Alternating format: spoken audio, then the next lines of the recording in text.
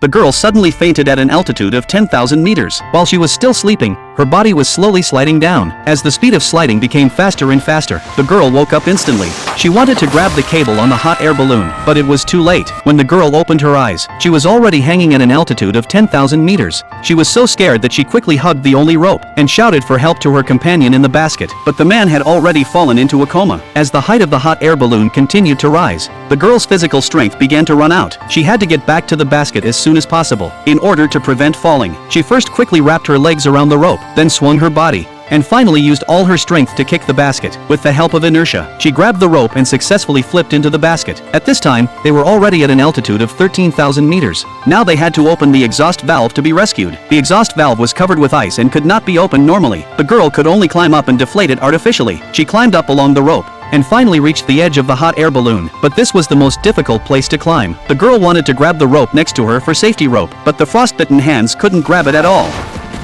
The girl was seriously lacking oxygen and her consciousness began to blur, but this was their only chance to survive. She tried her best to successfully grab the rope beside her. With the help of the rope, she climbed up again. The hot air balloon was still rising at this time. Time was tight. In order to prevent falling, she quickly tied the rope to her body, then started climbing again. Finally, she reached the top of the balloon. She hit the air valve with her elbow, but the ice was too thick and it was useless. So she slowly stood up, grabbed the rope in her hand, kicked it down with force. The air valve was finally opened successfully. In order to prevent the air valve from freezing again, the girl took out a dagger and cut her shoelaces. Let the shoes get stuck in the air valve. As the air valve continued to ventilate, the hot air balloon began to descend.